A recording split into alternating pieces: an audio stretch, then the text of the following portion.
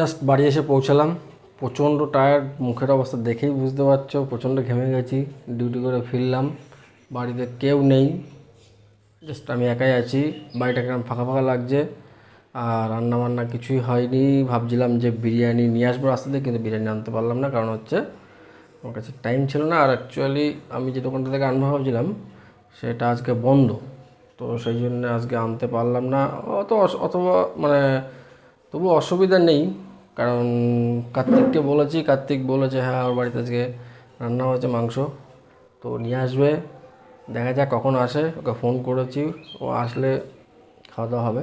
ততক্ষণে তোমরা ততক্ষণ একটু ওয়েট করো, আর আমি স্নান করে আসি। স্নান করে এসে তারপরে তোমার সঙ্গে দেখা হচ্ছে।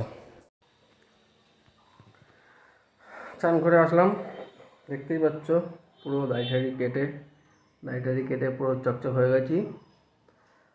কার্তিককে ফোন করলাম, কার্তিক বললো যে ওদের বাড়িতে খেতে যেতে বলছিল, কিন্তু যেতে আর ইচ্ছা করছে না, কষ্ট হয়ে গেছে তো। তা ওকে বললাম খাবার নিয়ে তুই আয় আমার বাড়িতে, দেখা যাক কখন এসে পৌঁছায়। ওকে অনেকক্ষণ আগে ফোন করেছি, প্রথমে তো ফোন তুললো না, তারপরে দেখলাম যে আমার ব্যাক করে বললো যে ও স্নান করতে গেছে। তো আমাকে ডাকছিল ওদের বাড়িতে, কিন্তু আর যেতে ইচ্ছা করছে না বলে আর গেলাম না। তো দেখা যাক ও আসুক, আসার পরে খাওয়া দাওয়া করবো, করে একটা লম্বা ঘুম দিতে হবে, শরীর প্রচণ্ড টায়ার্ড। তো দেখা যাক ও কী খাবার নিয়ে আসে, দেখতে থাকো তোমরা। তো এতক্ষণে আসার টাইম হয়েছে বাবুর, এই দেখুন বাবু এসে গেছে, একটু হাই করে দে।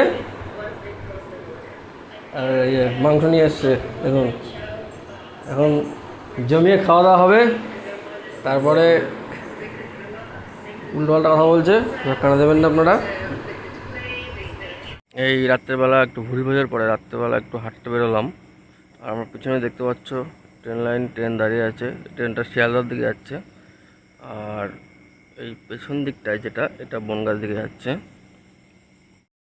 তো সকালবেলা তোমরা দেখলে যে বাড়িতে কেউ ছিল না, দুপুরবেলা কার্তিক মাংস নিয়ে এসেছিলো, কিন্তু তোমাদের যেটা দেখানো হয়নি সেটা হলো যে কার্তিক মাংস নিয়ে এসছে, কিন্তু ওকে আমি ভাত আনতে বারণ করেছিলাম, যার জন্যে ভাতটা আনেনি। তো আমি জাস্ট মুড়ি দিয়ে মাংস দিয়ে খেয়েছি, তো সেই জন্য তোমার দেখাইনি। হালকা বৃষ্টি পড়ছে, যার জন্য বাড়ির দিকে চলে যাচ্ছি। তো একেবারে বাড়ি গিয়েই তোমাদের সঙ্গে দেখা হবে, কারণ রাস্তায় বেশিক্ষণ থাকবো না, বৃষ্টি যেহেতু চলে এসছে। তো চলো বাড়ি গিয়ে আরও কিছু কথা আছে, সেগুলো তোমার সঙ্গে শেয়ার করবো।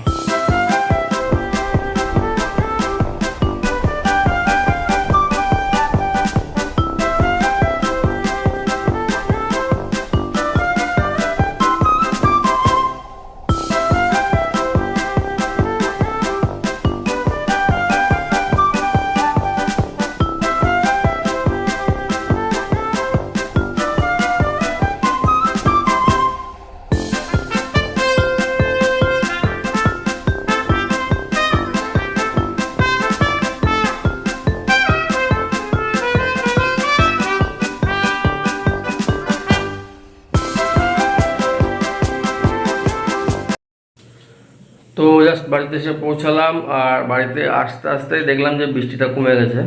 তো তাহলেও বাড়ি যেহেতু চলে এসেছি, কারণ রাতও অনেক হয়েছে, ওই জন্য আর বাইরে থাকলাম না।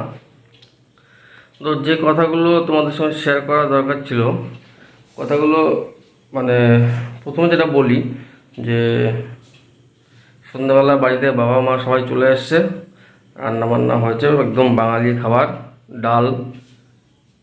ডাল ভাত আর ডিম ভাজা দিয়ে বেশ ভুড়ি ভোজ হয়েছে, তাই জন্য রাস্তায় হাঁটতে গেছিলাম। কিন্তু তোমরা দেখলে যে বৃষ্টি এসছে হালকা হালকা, বলে আমি বাড়ি চলে আসলাম। তো যে কথাগুলো শেয়ার করার দরকার ছিল সে কথাগুলো হচ্ছে, অনেকদিন কোথাও ঘুরতে যাইনি, তাই জন্যে ঘুরতে না গিয়ে মানে প্রতিদিন কাজ বাড়ি করতে করতে শরীরটা মানে মনটা কিরকম টায়ার্ড হয়ে গেছে। শরীর ঠিক আছে, কিন্তু মন টায়ার্ড হয়ে গেছে। অনেকদিন কোথাও ঘুরতে যেতে পারিনি, কিন্তু ঘুরতে যাওয়ার প্ল্যান করছি। আর কোন কোন জায়গায় যাওয়া যেতে পারে, কারণ টাইমটা খুবই শর্ট, আমার হাতে বেশি টাইম নেই।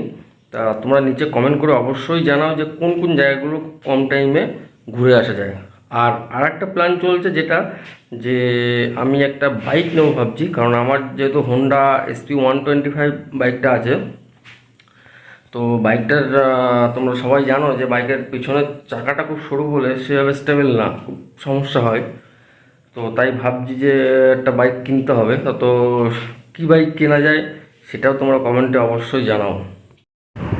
তো তোমরা অবশ্যই, তোমাদের কাছে দুটো জিনিস জানতে চাইলাম যে কোথায় আমি ঘুরতে যেতে পারি, মানে খুব কম সময়ের মধ্যে, যেহেতু হাতে বেশি সময় নেই।